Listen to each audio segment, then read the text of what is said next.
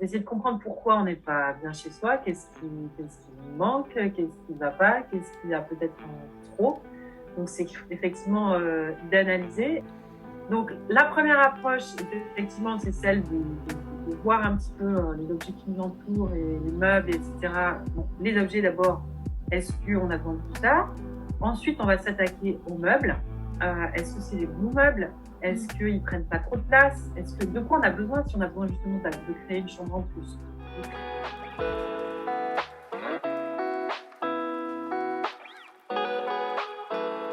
Bonjour à tous et à tous, je suis super contente de vous retrouver aujourd'hui pour cette nouvelle conférence en compagnie de Maëlys Dorn. Donc Maëlys, tu es la fondatrice de Home, donc Home H-O-M-E comme maison, comme habitation, et qui veut dire aussi habite et optimise mon espace. Donc moi avec le nom ça me fait rêver, c'est quelque chose qui me touche beaucoup. Donc Home à l'origine c'est un blog qui est devenu finalement de fil en aiguille un organisme de formation certifié Calliope maintenant en plus, donc je pense qu'on peut, on peut le préciser. Et tu accompagnes en fait des personnes qui, donc des particuliers ou des professionnels qui souhaitent se lancer dans la rénovation de leur habitation. Et c'est pas tout, parce que tu as créé également un métier carrément, donc le métier de Homer, qui du coup, avec un programme, donc Homer Pro, qui accompagne les particuliers ou les professionnels qui veulent en fait vraiment en faire un métier. Donc tu es vraiment hyper inspirante pour nous, j'espère que tu te rends compte Maëlys, pour toute notre communauté, tant sur le plan, on va dire, idée de reconversion, parce que c'est déjà c'est un projet qui plaît à beaucoup de soignantes qui veulent prendre soin différemment, mais également, et c'est peut-être plus sur ça qu'on va parler aujourd'hui, la partie bien-être chez soi. Et donc aujourd'hui, on va parler de comment en fait recharger les batteries quand on rentre chez soi et comment se sentir bien chez soi. Est-ce que le programme te parle? Magnifique. Merci pour cette présentation, Charlotte. Juste quelques précisions. Donc, le blog, c'est pas Home, c'est Optimise mon espace à l'origine, optimisemonespace.com, qui ensuite a donné lieu, effectivement, en ajoutant un H, le fameux H de l'humain habitant, ça a donné Home, habite et optimise mon espace. Donc, optimise mon espace, il y a le blog, la chaîne YouTube, et c'est devenu un organisme de formation professionnelle qui porte l'école Home, H-O-M-E, avec la méthodologie Home, les programmes de l'atelier Home, Homer Ninja et Homer Pro, donc qui sont à chaque étape un palier pour monter dans la professionnalisation de ce métier, la découverte d'abord, et puis petit à petit la professionnalisation jusqu'à comment vivre, être à son compte, créer son identité, etc. Voilà. C'est super. On va parler peut-être du coup pour commencer de tout ce qui est bien-être chez soi, et on finira pour ceux et celles qui sont intéressés sur comment faire pour concrètement, là, si l'habitat, le bien-être chez soi, c'est quelque chose qui me passionne, comment faire pour justement être formé et en vivre. Si tu veux bien, on terminera par une petite question là-dessus. Est-ce que je peux commencer par une question? C'est quoi la première étape que tu recommandes pour les infirmières, les infirmiers, les étudiants aussi, qui nous écoutent et qui ont envie de se sentir mieux chez soi? C'est quoi la première chose à faire pour toi, la petite chose la plus simple en fait, pour commencer?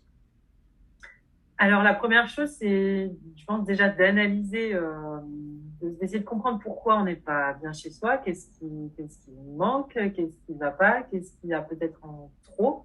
Donc, c'est effectivement d'analyser. Généralement, et c'est là, en fait, toute l'approche Home et l'approche du Homer, c'est qu'on va faire bien attention à ne pas considérer l'habitat uniquement comme une enveloppe qui doit être belle, qui doit être comme dans les magazines, mais une enveloppe qui est vraiment au service de l'habitant et de la cohabitation.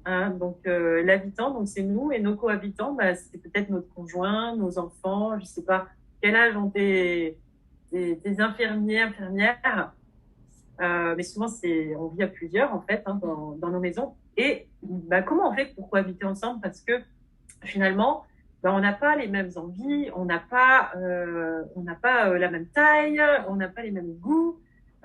Et on n'a pas les mêmes façons d'habiter, les mêmes façons de ranger. Donc déjà, si on est à plusieurs dans la maison et qu'on ne se sent pas bien, essayez de comprendre déjà, non seulement pour soi, qu'est-ce qui ne va pas, mais est-ce que pour les autres, il y a aussi des choses qui conviennent ou qui conviennent pas, en fait. Parce que ce qui peut convenir à l'un peut ne pas convenir à l'autre.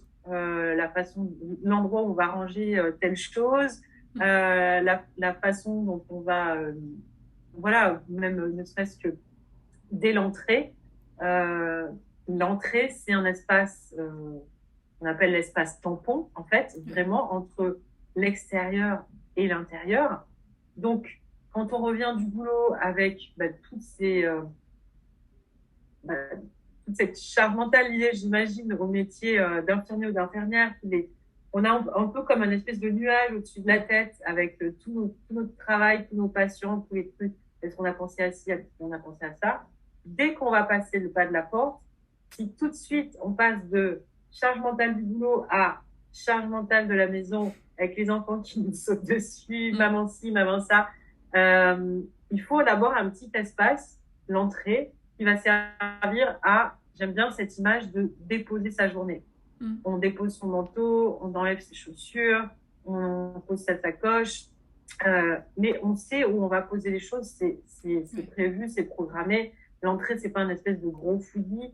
Quand on n'a pas d'entrée, on a vraiment un vrai problème. Et c'est vrai que pendant des années, là, on y revient à l'entrée, mais moi, je me suis bagarrée vraiment. Et j'en ai encore beaucoup des clients qui me contactent pour cette raison-là. Je n'ai pas d'entrée parce que les architectes, tout d'un coup, se sont mis à imaginer que l'entrée, c'est un espace perdu et que ça ferait quelques mètres carrés en plus dans le salon. C'est un leurre complètement. On arrive directement dans le salon, mais on a quand même besoin d'une entrée. Donc, finalement, les manteaux, les chaussures, ils sont entassés quelque part dans le salon, ils traînent, les cartables, etc. Donc, l'entrée, c'est un vrai espace qui est clairement important, qui doit être bien rangé, qui doit être accueillant, qui doit être propre et qui permet déjà une première étape de souffler, de transition, quoi, clairement. Ouais, c'est super intéressant. On s'en rend compte, c'est vrai, quand on avait échangé ensemble, c'est vrai que juste après, j'avais regardé mon entrée et je m'étais dit, ah ouais, en effet, c'est vrai, quand t'as une entrée qui est en bazar, en fait, t'as juste pas envie de rentrer chez... Enfin, tu rentres chez toi, t'as déjà une... Ouais, c'est ça, c'est une charge, en fait, et un peu négatif aussi, en mode, bah, super, j'enchaîne. Et je pense que la charge mentale est importante, du coup, à prendre en compte, donc c'est intéressant. Donc, première étape, l'entrée. Ouais, en et avoir en fait, une. tu vois, je parlais des cohabitants. Si tu as, quand tu ouvres la porte, un tas de chaussures des enfants au milieu du couloir, c'est qu'à un moment donné, il y a un problème. Bon, clairement, bon, il faut quand même souvent répéter aux enfants que les chaussures, ça se range, mais est-ce que c'est facile pour eux de ranger leurs chaussures? Est-ce que il y a un banc ou un espace pour ranger leurs chaussures qui est vraiment vide, qui n'est pas déjà rempli de chaussures? Et voilà, est-ce qu'il y a peut-être un tri à faire, etc., pour que ce soit vraiment évident qu'ils aient zéro excuse de mettre les chaussures au milieu du couloir, parce que si effectivement il y a une petite étagère pour mettre les chaussures, mais qu'elle est déjà remplie, bon bah voilà. C'est super. Et il faut que ce soit à hauteur d'enfant aussi. Voilà. Oui. Ouais, c'est intéressant parce que donc je mettrai juste en dessous pour tous ceux qui nous écoutent là le lien vers ton site, et directement quand on arrive dessus il y a une très belle vidéo que j'ai re-regardée hier et en fait rien que la vidéo, en fait t'as envie de tout revoir ton espace, en fait, et entre autres ton entrée. Et c'est vrai que quand on parle de faire, on va parler un petit peu après, de faire pièce par pièce, c'est vrai que l'entrée, c'est la première chose qu'on a envie de faire. Donc là, j'invite tout le monde à aller voir à la fin le lien vers ton site, et notamment cette vidéo qui, je trouve, donne envie, en fait, de prendre soin de soi à travers son logement. Enfin, je trouve que c'est vraiment une belle vidéo qui est très bien faite. Et en fait, on va le voir justement tout de suite ensemble. Il faut déjà poser une première étape, une première pierre, en fait. Donc commencer par une première pièce. L'entrée, c'est une super idée. Comment est-ce qu'on fait après quand on veut continuer justement? Parce que bon, ok, on a rangé l'entrée, on l'a optimisé. Comment on fait justement après? C'est quoi la deuxième étape du coup? Oui, en fait, quand on veut optimiser son espace, souvent on se rend compte qu'on n'a pas forcément besoin de plus de rangement, on a surtout besoin de moins d'objets, de moins de choses. Et c'est vrai que j'aime bien cette phrase qui dit que on croit posséder des objets, et puis au final, plus on en possède, plus ce sont eux qui nous possèdent. Et, euh, et clairement, si on ouvre ces placards rien qu'à vêtements, on se rend compte qu'il y a les trois quarts des vêtements qu'on ne met jamais. Si on ouvre ces tiroirs de cuisine, on se rend compte qu'il y a des ustensiles dont on ne se sert jamais. Et tout ça, on peut le faire dans tous les placards, clairement. Et même dans nos livres, dans nos... Alors, je dis pas qu'il faut jeter tous les livres qu'on ne lit pas, qu'on ne relira jamais. Enfin, et encore que, je veux dire, il y a des livres qu'on a vraiment adorés, et ceux-là, on va pouvoir les garder. Mais les livres qu'on a moyennement aimés, pourquoi s'encombrer sa bibliothèque et voilà, avec, tu vois ce que je veux dire? Des livres qui correspondent à une époque qui est clairement révolue. Bon, bah, voilà, je veux dire, tu n'es pas obligé de tout garder, quoi. Les jouets des enfants, c'est pareil. Ils jouent avec 1/10 de leurs jouets, quoi. Et encore, tu vois. Donc, effectivement, en vrai, ça commence par déjà se désencombrer, clairement. Se libérer de tout ça. Donc, c'est le mieux, c'est de démarrer par une étape qu'on appelle le home organizing. Donc, le home organizing, c'est deux choses, c'est l'organisation de la maison, où est-ce qu'on place quoi, mais c'est en tout premier, c'est voilà, cette étape de tri, clairement. Et cette étape de tri, donc, c'est bien de la faire, effectivement, dès l'entrée, mais des fois, dès l'entrée, ça peut même paraître compliqué. Alors, c'est quand même sympa de commencer par l'entrée parce qu'au moins, on voit tout de suite le truc. Mais sinon, il y a une chose qui est, pour moi, la plus simple. Il faut commencer par ce qu'il y a de plus simple. Hein. Il y a les vêtements, donc le placard à vêtements. Mais encore plus simple, il y a, on va commencer par la plus petite pièce. Donc, la plus petite pièce de la maison, c'est quoi? C'est les toilettes. Et en fait, rien que les toilettes, des fois, on se rend compte que il y a des PQ vides, il y a un pchit machin dont on se sert jamais, il y a une brosse qui est cassée, des magazines, des mâcheries qui traînent. Rien que ça, donc on va commencer par la toute petite pièce des toilettes, on vide tout, on ne remet que ce qui est essentiel, et déjà on voit la différence. D'accord? Sachant que les toilettes, c'est quand même... alors, ça me fait rire parce que c'est vraiment la pièce, ok, c'est la pièce la plus petite, mais c'est aussi la pièce d'intimité.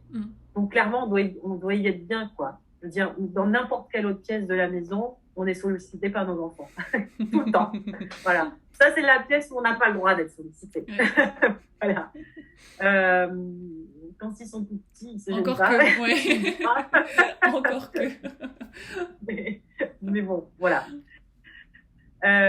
Ensuite, il faut faire attention quand on s'attaque à des pièces qui sont un petit peu plus grandes, à ne pas se laisser submerger par la charge de travail. Donc, on va faire vraiment placard par placard. Donc, du coup, on peut s'y mettre un petit peu tous les soirs ou tous les week-ends, voilà. Mais se mettre quelque chose, ne pas se mettre toute une charge énorme en disant ce week-end, je vais tout réorganiser ma maison, mais faire vraiment petit à petit, ok, comment je vais faire pour voilà, étape par étape, se mettre un petit peu de j'allais dire travail, mais j'aime pas trop ce mot, c'est pas vraiment du travail, c'est reprendre possession en fait de son logement et de ses objets. Donc pour moi, le plus simple, ça va être les vêtements. Donc on va commencer par le placard à vêtements. Donc très important. L'idée, c'est pas d'ouvrir le placard et de sortir uniquement ce qui ne va plus. On ouvre le placard, on sort tout ce qu'il y a dedans, mais vraiment tout, que ce soit un placard à vêtements, un placard de cuisine, etc. On en profite pour le nettoyer et ensuite, on va remettre uniquement donc les vêtements ou les objets qu'on utilise. Tout ce qu'on n'a pas utilisé depuis plus d'1 an, il y a très peu de chances pour qu'on ne l'utilise plus jamais. Et franchement, la première fois que j'ai fait cet exercice, je me suis rendu compte qu'il y avait vraiment des vêtements que je n'ai pas utilisés depuis 4-5 ans qui étaient dans mon dressing. Mais vraiment, oui, voire plus, quoi. Et ça représentait un pourcentage énorme. J'ai dit les 2 tiers de mon dressing, alors que j'étais persuadée que non, moi, pas du tout, ça ne me concerne pas. C'est que les autres. Et en réalité, si, clairement. Mm. Oui, c'est ça. Les chaussures aussi, c'est assez incroyable. Mm. Le nombre de chaussures à talons, etc. Je n'ai plus jamais de talons. Pourquoi je m'encombre avec ces talons qui sont magnifiques, certes, mais bon, du coup, qui serviront peut-être à quelqu'un d'autre. Autant leur faire honneur et leur dire, bah écoute, au lieu de rester dans mon placard, tu vas aller peut-être au pied d'une autre femme. Donc, il y aura une première étape, effectivement, de tri. Il y aura ensuite cette étape, du coup, de se dire, OK, qu'est-ce que je fais? Soit je garde, soit je jette, soit je donne. Ou je vends. Voilà, je donne ou je vends. D'accord moi, je préfère donner personnellement parce que, tout simplement, vendre, je veux dire, j'ai pas le temps, en fait. Mais bon, c'est un choix personnel.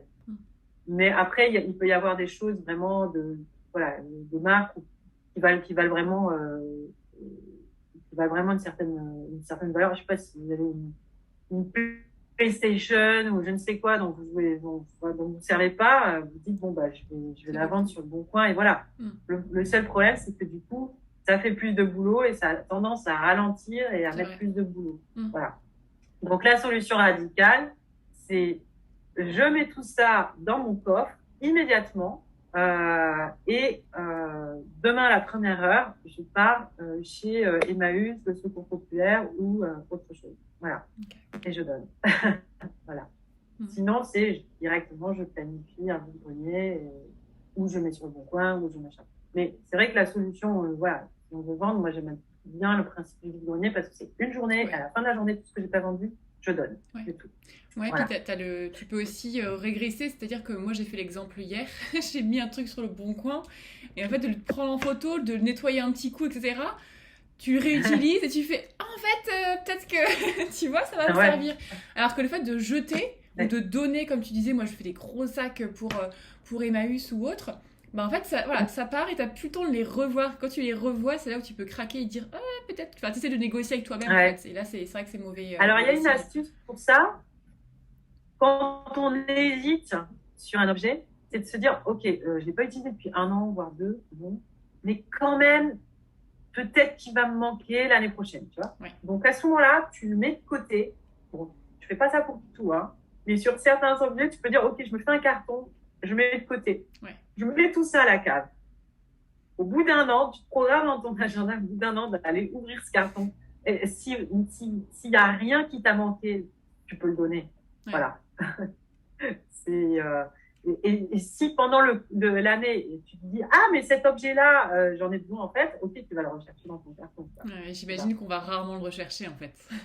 En vrai, non. De toute façon. Non, c'est en vrai, non. C'est vrai qu'on peut tellement vivre avec peu. Non, mais c'est inspirant pour le côté, je trouve, où pas à pas. Déjà, moi, ça me parle vraiment quand tu dis petit à petit. Te prends pas un week-end ou des vacances entières que tu vas te flinguer parce que tu seras dans le rangement intégral. Donc moi, j'aime bien la notion de pas à pas dont tu parles. Et j'aime bien aussi la notion, ça c'est plus dans la vidéo que vous le verrez, moi ça me parle beaucoup, la notion où pas besoin d'avoir un plus gros logement. Tu peux avoir le même logement et en fait, en rangeant, en vidant, tu te rends compte que tu as assez de place en fait. Tu n'as pas besoin d'une pièce supplémentaire ou de 30 mètres carrés en plus en fait. Et ça, je trouve que c'est vraiment, ça parle beaucoup. Tu as cette notion aussi d'économie, enfin c'est bête, mais d'économie. Déjà, quand tu vends des choses, ça te fait un peu d'argent. Quand tu n'achètes pas en permanence et tu te rends compte enfin que tu n'as pas besoin. Et quand tu te dis, peut-être que j'ai un enfant en plus, mais j'ai pas besoin de racheter un appart. Parce qu'en fait, il suffit juste que je m'organise. En fait, c'est vraiment... ça nous parle beaucoup, en fait. C'est hyper intéressant, je trouve, comme approche, en fait, comme façon de voir. Donc, la première approche, effectivement, c'est celle de voir un petit peu les objets qui nous entourent, et les meubles, etc. Bon, les objets, d'abord, est-ce qu'on a besoin de tout ça? Ensuite, on va s'attaquer aux meubles. Est-ce que c'est les bons meubles? Est-ce qu'ils ne prennent pas trop de place? De quoi on a besoin si on a besoin justement de créer une chambre en plus? De créer un espace bureau, donc d'optimiser par exemple son salon pour faire une fonction supplémentaire. Bon là, on se rend compte que si on a un petit espace, mais des meubles qui sont très gros, c'est pas forcément adapté. On se rend compte que dans le commerce, souvent les bibliothèques vont faire 40 cm de profondeur, alors qu'un bouquin poche, ça fait 10 cm de profondeur. Ouais. Et tout ça, ça encombre en fait sur nos mètres carrés. Alors l'optimisation d'espace, on se rend compte quand on fait de l'optimisation d'espace que 10 cm comptent. Mais vraiment, vraiment, dans la sensation d'espace. Parce que c'est pas 10 cm, c'est 10 cm fois tout le volume de la pièce. Et une pièce qui fait, je sais pas moi, 2 mètres de large, 2 mètres 10 de large, c'est pas la même chose. Alors, on ne s'en rend pas compte tout de suite, mais par exemple, on va s'en rendre compte quand on doit, par exemple, placer un lit dans le sens de la largeur de la pièce ou dans le sens de la longueur. Et à ce moment-là, si on le place dans le sens de la longueur, on a une chambre qui est très étroite, ben, on va avoir une chambre couloir. Alors que si on le place au fond dans le sens de la largeur, on va avoir un carré devant soi pour jouer au sol. On va avoir vraiment une meilleure sensation d'espace incomparable. Voilà. Donc, l'optimisation d'espace, c'est tout ça. C'est c'est quoi les objets qui m'encombrent et dont je peux me libérer. 2, c'est quoi le mobilier, est-ce qu'il est vraiment adapté, est-ce qu'on peut pas optimiser. Et 3, ensuite, on va regarder comment sont agencées les pièces, est-ce que les cloisons sont au bon endroit, etc. Et c'est vrai que quand on a du budget après, on a besoin d'une chambre supplémentaire au lieu de déménager, on se rend compte qu'on peut refaire ça chez soi. En réduisant un peu, on va rogner ici sur la salle de bain, on va là, parce que là, on a 2 fenêtres dans cette chambre, donc on pourrait essayer d'imaginer, mais là, il faut créer un couloir, est-ce que ça vaut la peine, etc. Il y a tout un tas, effectivement, de choses à prendre en compte au niveau de la circulation, de plein de choses qui font qu'on va avoir cette sensation d'espace. Mais voilà, c'est vraiment du étape par étape. Ouais. C'est super intéressant. Ce que j'ai envie de faire, c'est de faire une sorte de challenge. Ce qu'on va faire, c'est un challenge au sein du groupe Facebook, où justement on va se challenger sur OK, qu'est-ce que j'ai fait, peut-être faire des petites photos avant, après aussi de chacun de chacune, parce que je pense que ça peut bien motiver là dans cette vie. Enfin, je trouve que rien qu'en t'écoutant, tu te dis OK, c'est bon, je m'y mets quoi. Tu vois, j'ai envie de m'y mettre. OK, je m'attaque par quoi? Je pense que ça peut être intéressant si tout le monde est motivé ici qu'on se fasse ce challenge, parce que je pense que ça peut être hyper en fait ça peut être hyper intéressant, hyper dynamisant, et après en fait t'as des résultats en termes de charge mentale. Moi je l'ai vu personnellement quand je l'ai fait, t'as des gros résultats, tu te sens mieux chez toi et t'as une charge mentale qui est vraiment réduite en fait. Alors tu dis j'ai juste rangé, mais en fait tout découle en fait de ça. Donc je pense qu'on va se lancer ce petit challenge, ça peut être vraiment hyper intéressant. Qu'est-ce que tu dirais en termes de timing, Maëlys? Combien de temps ça prend entre le moment, on va dire que pour des personnes qui ont un niveau de rangement chez soi et d'optimisation assez peu élevé, ça prend combien de temps à partir du moment où tu écoutes Maëlys et tu te dis ok, ça y est, je me lance, et à partir du moment où tu te dis là on est bien, c'est un rythme de croisière, tu vois combien de temps ça prend en fait sur la durée? Ça dépend de tellement de critères. Déjà, la taille de la maison. Oui. Ensuite, le niveau d'encombrement, de bazar, etc. Est-ce qu'on est seul? Est-ce qu'on est en famille? Est-ce qu'on fait ça en famille aussi? Ça, c'est important. Alors, je vous dis tout de suite, vous allez commencer seul. Hein. N'essayez pas de convaincre tout de suite. Voilà. Moi, ce que j'ai remarqué, quand je me suis mis à ranger, au début, j'ai voulu imposer ça à tout le monde, à toute la famille. Bon, ça n'a pas trop marché. Ensuite, je me suis dit, bah tiens, moi, je vais le faire pour moi. Je dis rien à personne. Et petit à petit, me voyant ranger, me voyant trier, etc., mon mari s'est mis à le faire aussi, en fait. Donc, ça se fait tout seul. Il faut simplement apprendre aussi. Alors, il y a une énorme part de communication positive qui est hyper importante dans l'approche home. Ouais. On est des cohabitants. Hein, comment on fait pour vivre ensemble? C'est vraiment ça l'essence de l'approche home. Ouais. Comment on fait pour vivre ensemble? Voilà. Et donc, forcément, il y a de la communication positive et bienveillante qui est indispensable, de comprendre quels sont les besoins de l'autre, etc. Ouais. Et de communiquer aussi, j'ai fait ça aujourd'hui, c'est génial, regarde ce que j'ai découvert, c'est n'importe quoi, j'avais ça dans les placards depuis des années, je m'en souviens même pas, ça prend une place folle, enfin, ce genre de choses. Et toi, t'en es où? Qu'est-ce que t'en dis? chiche que tu fasses la même chose. Mm. Voilà, on peut dire ça à son conjoint, à ses enfants.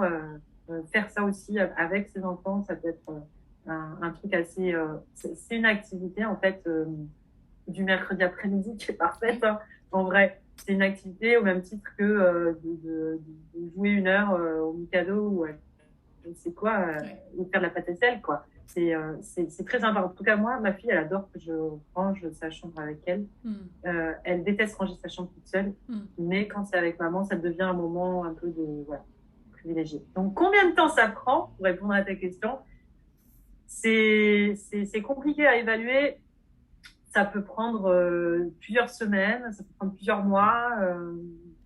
Voilà, Mm. ça dépend. C'est sûr que c'est pas instantané. Après, bon, ranger ses toilettes, voilà, ça va pour très longtemps. Ouais. Voilà, ranger, nettoyer, peut-être remettre un petit peu de déco. Ouais. Allez, allez, là, très très large, je fais très large. Je dis en 3 heures c'est fait parce qu'entre temps j'ai passé faire un peu de déco, genre d'autres trucs. Ouais. Mais déjà ça change tout et ça donne envie de faire la pièce, de Mm. s'attaquer à la pièce suivante. Quoi. Mm. Rentrer, peut-être ça va vous prendre le week-end, peut-être pas. Je sais pas, ça dépend du niveau de bazar de votre rentrée. Ouais. Ouais. Mais Mm.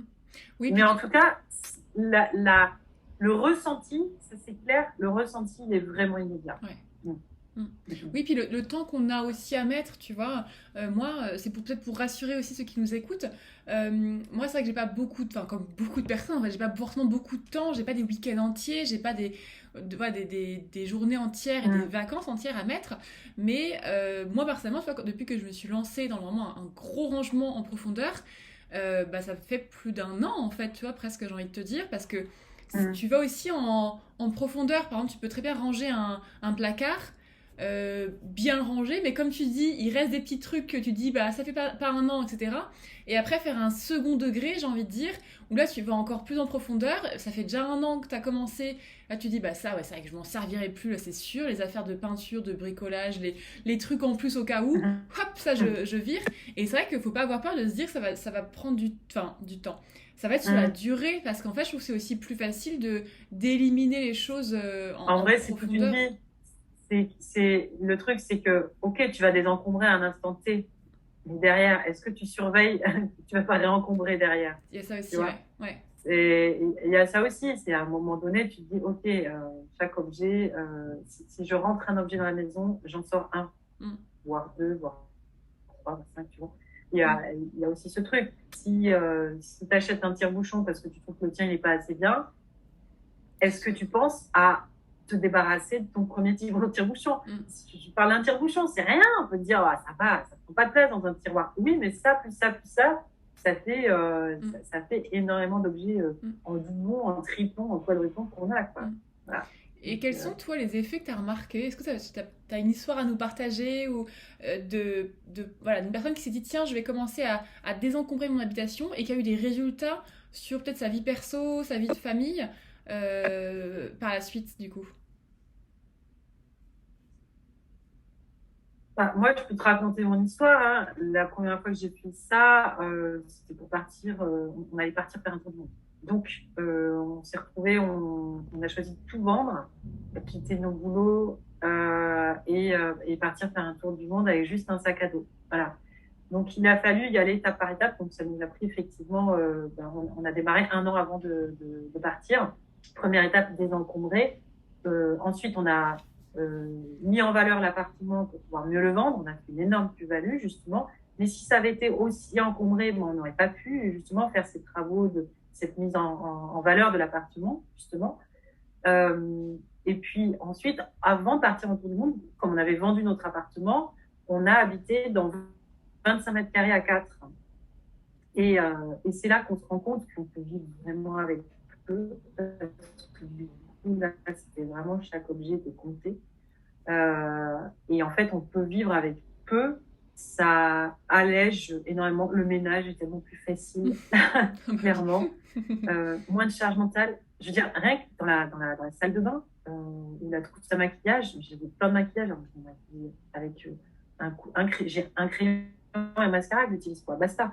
Mm. Et pourtant, je ne sais pas pourquoi, j'avais plein de rouge à lèvres, plein de fard à paupières que je n'utilisais jamais. Bon, ben voilà, tu te débarrasses de ça. Mm. Tu as une salle de bain, voilà, tu as un pot avec un crayon, un mascara, basta. C'est simple, la vie est simple en fait, après.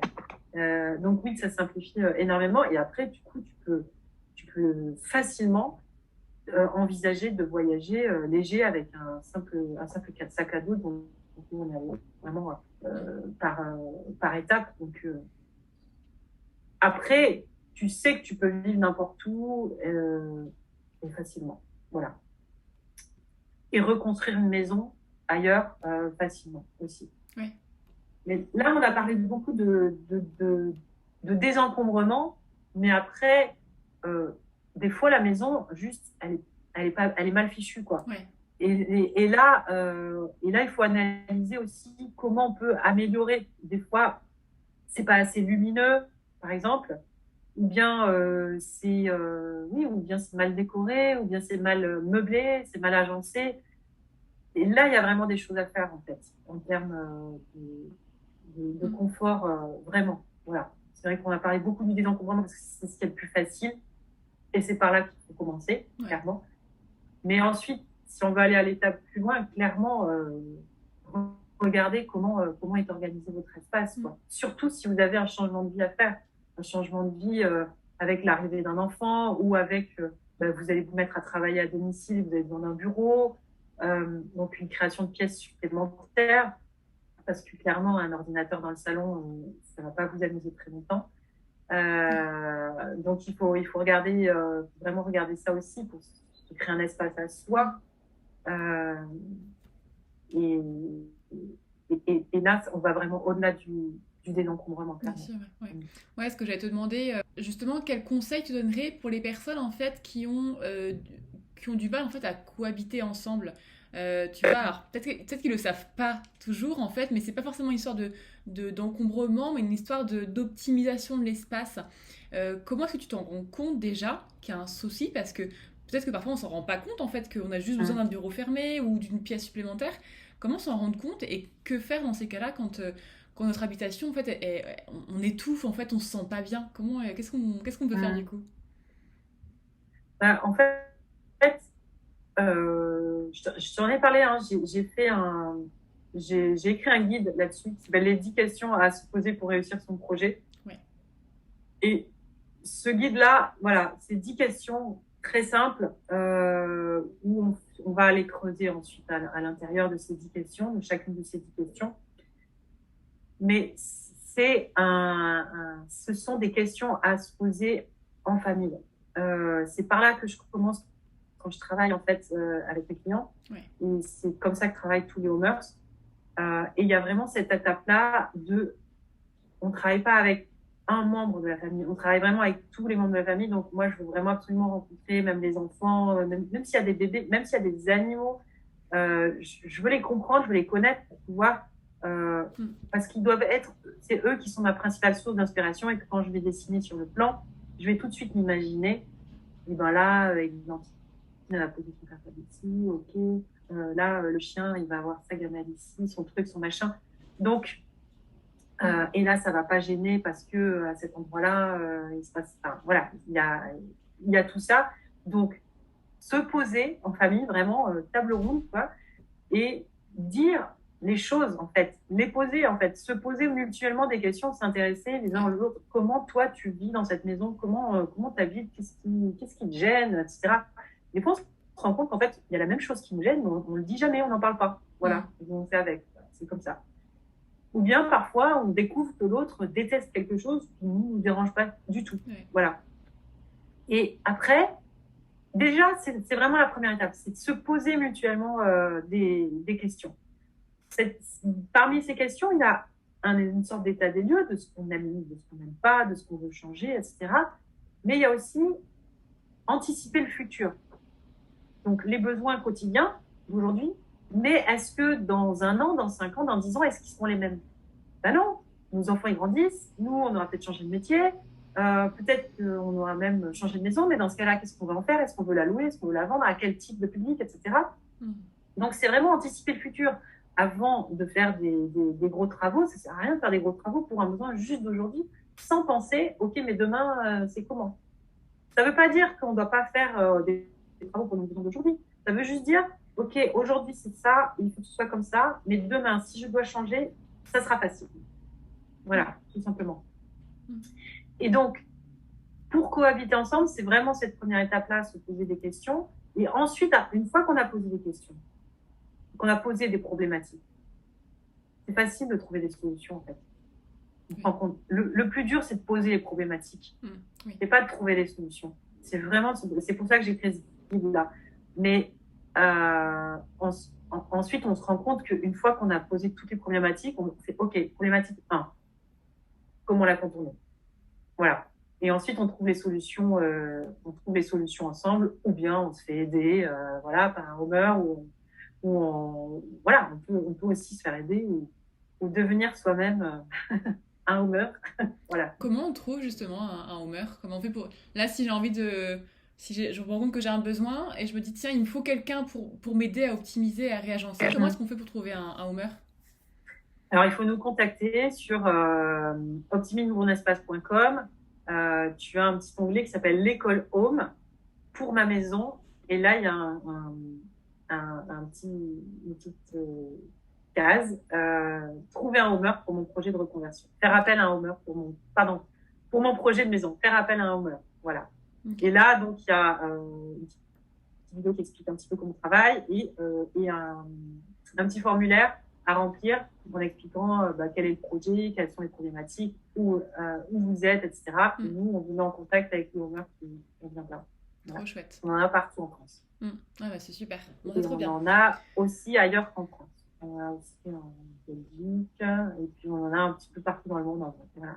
Moi, c'est super. C'est hyper inspirant. Je trouve que, enfin, je sais pas pour vous, mais moi, dans ma tête, là, j'ai tout qui s'enclenche et je suis en train de scanner tout mon appart pour voir, en fait, comment, tu vois, comment optimiser à fond. Mais c'est vrai que c'est vraiment hyper inspirant. Et moi, ce que vraiment j'ai envie de transmettre, c'est ce côté où, en fait, la charge mentale, elle diminue vraiment. Enfin, c'est impressionnant. Et comme tu disais, tout de suite, c'est vraiment immédiat. Quand tu passes tes 2 heures à trier ton entrée, et bien après, tu te sens beaucoup mieux. Et ça, quand tu fais ça pour toute ta pièce, enfin toutes tes maisons, toutes tes pièces de ta maison, bah, tu as vraiment une grosse charge qui diminue. Et je pense qu'en tant que soignante, qui avons une grosse charge de travail au travail, justement, ça vaut le coup de justement se sentir bien chez soi, parce que sinon, en fait, on est partout en pression, et quand on est dans son canapé pour se détendre, en fait on est tendu parce qu'on voit la misère de notre appart ou de notre maison, donc c'est vraiment hyper inspirant. Est-ce qu'on a un petit peu de temps, Maëlys, pour que tu nous parles là rapidement, plutôt sur l'autre penchant des infirmières, infirmiers et les soignants qui sont intéressés par ces métiers de coach en rangement, d'architecture, d'architecte, de dessinatrice aussi en architecture. Comment est-ce que je fais là si je suis infirmière, je suis passionnée par ce monde, ce métier. Comment est-ce que je fais en fait? Comment ça se passe en fait concrètement si je veux devenir professionnelle? Alors, nous, la façon... on a des programmes qu'on propose. Il y en a qui sont sur financement personnel, il y en a qui sont éligibles à tout ce qui est financement public, CPF, Pôle emploi, les OPCO, plein de solutions. Il faut aller sur optimismemounespace.com, l'école Home, et puis pour mon projet de reconversion. Et là, il y a les 3 programmes qui sont présentés. Donc, le premier qui est éligible au financement public. Le deuxième, c'est l'atelier Home. Et le troisième, c'est Homer Pro. Donc, la suite Homer Ninja, Homer Pro. Alors, c'est quoi la différence et comment on fait? Alors, déjà, à qui ça s'adresse? À qui ça s'adresse? Nous, on s'adresse uniquement à un public en reconversion. C'est-à-dire qu'on ne forme pas des jeunes qui ont 17-18 ans qui sortent du bac. Parce que c'est une approche Home qui inclut vraiment l'expérience de vie. Et c'est vrai qu'un jeune qui a qui n'a jamais vécu tout ça, qui n'a jamais eu de maison en fait, qui n'a jamais lui-même appris eu besoin de faire appel à un plombier, était le propriétaire ou locataire ou colocataire, partagé avec son conjoint, je ne sais pas, enfin, plein de choses en fait déjà liées à son habitat, mais aussi une expérience professionnelle qui fait que c'est quelqu'un qui sait vivre en société d'adultes, qui sait comprendre différentes problématiques, etc. Ben moi, tout ça, c'est une expérience pour moi qui est une vraie richesse qui va permettre d'être un meilleur architecte d'intérieur parce qu'on comprend l'humain qu'on a en face de nous. Et l'humain, c'est vraiment c'est notre sujet central, en fait, dans l'approche Home. Donc, c'est comprendre l'humain. Mais si soi-même, on a une très petite expérience de vie, très limitée, très cadrée par nos parents, ben, c'est beaucoup plus complexe d'aller aider des personnes dont on ne comprend pas, en fait, tous les enjeux.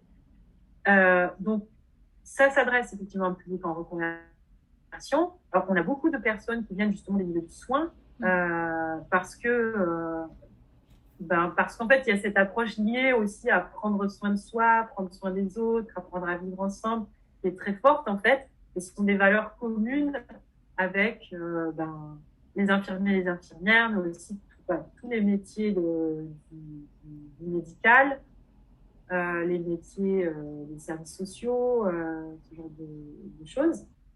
Et la première chose à faire, si vous êtes intéressé par l'approche Home, c'est vraiment déjà de la découvrir sur optimisemonespace.com. Il y a une chaîne YouTube aussi du même nom. Et puis ensuite, vous pouvez candidater à un des programmes, nous contacter, ou aussi tout simplement vous abonner en téléchargeant le guide des 10 questions à se poser pour réussir son projet. Bon, ce guide-là, ce qui est bien, c'est qu'il est très bien à la fois pour quelqu'un qui veut qui a un projet personnel de rénovation ou prendre soin de sa maison, que pour un professionnel. C'est vraiment la même chose. Okay. D'ailleurs, l'atelier Home, qui est le premier programme, a vraiment été conçu dans cette optique d'accueillir à la fois des novices et des professionnels et des gens qui viennent là pour leur propre projet ou bien des gens qui viennent pour les projets des clients. Et quand je dis que c'est aussi pour les professionnels, on a des architectes, on a des architectes d'intérieur, on a des décorateurs qui n'ont pas appris tout ce qu'on enseigne à l'école. Optimise mon espace, c'est vraiment, l'école Home, c'est vraiment l'école de l'optimisation d'espace, de l'habitat particulier. On est très focus habitat particulier, qui malheureusement, 37 millions de logements en France, aucune école n'est spécialisée dans l'habitat, l'aménagement intérieur de l'habitat. C'est pour ça que j'ai créé Home. Voilà. Donc, il y a plusieurs programmes et il faut candidater. Et puis ensuite, on voit, de toute façon, on a tous nos candidats au téléphone. Ou bien, parfois, on fait des visioconférences. Donc, la prochaine, ce sera fin mars. Okay. Et à ce moment-là, on donne directement plein d'infos. Super. Mais voilà. Trop chouette, trop chouette, trop bien. Ça fait vraiment envie. Je vous mets tous les liens du coup en dessous vers le site et même vers le e-book également à télécharger, que ce soit pour du pro ou du perso. De toute façon, ça sera hyper intéressant comme tu l'as dit. Est-ce que Maëlys, tu as un dernier petit mot pour la fin? Je déteste qu'on me pose cette question, mais je te la pose quand même. Un dernier petit conseil pour les soignants qui nous écoutent, qui ont besoin de prendre plus soin d'eux via l'habitation. C'est quoi le conseil que tu donnerais du coup? Le conseil ultime. Là,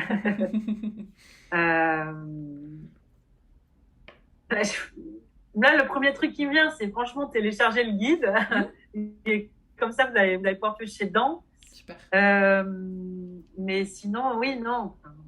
Le dernier petit conseil ultime, je crois qu'on a parlé beaucoup, oui, de prendre soin de son entrée, etc. Donc, c'est aussi prendre soin de son espace de travail. Si jamais on ramène du travail un petit peu à la maison, oui. Faire super attention à où est le bureau, la sacoche de travail, etc. Est-ce qu'il y a bien un espace dédié ou est-ce que c'est tout mélangé au niveau de la cuisine, au milieu du salon, au milieu de machin? C'est pas mal d'avoir un espace dédié et il y a un espace qui peut se fermer. Alors, pas forcément une pièce qui va se fermer, oui. Mais peut-être un bureau secrétaire ou quelque chose qui symboliquement on ferme, c'est bon, les dossiers sont à l'intérieur, l'ordinateur est à l'intérieur, on peut s'y mettre, c'est confortable, et puis ensuite on peut fermer. J'ai designé d'ailleurs un module comme ça de bibliothèque, que j'appelle le biblio-bureau, avec une partie qui fait un peu bureau secrétaire. Et on peut le voir en photo sur le blog, dans l'article qui s'appelle Défi ultime, vivre à 4 dans 25 mètres carrés. Voilà, il y a un article qui s'appelle comme ça. Super. Et à l'intérieur, on voit ce fameux bureau, vidéo-bureau que j'ai mis dans plein de projets chez moi ou chez des clients. Parce que ça marche toujours et il y a plein de homers qui l'utilisent aussi. C'est super. Voilà. Non, c'est top pour les infirmières libérales qui ramènent leur facturation, pour les formatrices aussi qui ont des cours à faire, des choses que tu ramènes. Donc c'est top de couper, de bien avoir son espace travail et après de se retrouver dans son logement pour se détendre. Donc merci pour cet ultime conseil. Merci Charlotte, et bravo merci pour Maëlys. Un grand merci à toi. Je vous mets du coup tous les liens en dessous. Et voilà, n'hésitez pas à aller retrouver Maëlys, même sur la chaîne YouTube. Elle est vraiment super. Il y a à la fois du pro et du... Enfin, c'est que du pro, mais c'est assez rigolo. Moi, j'aime bien. Donc vraiment, je vous invite à aller à continuer de découvrir Maëlys. Encore un immense merci Maëlys. Et puis du coup, je te dis à très vite. Oui, à très vite Charlotte. Salut. Merci beaucoup.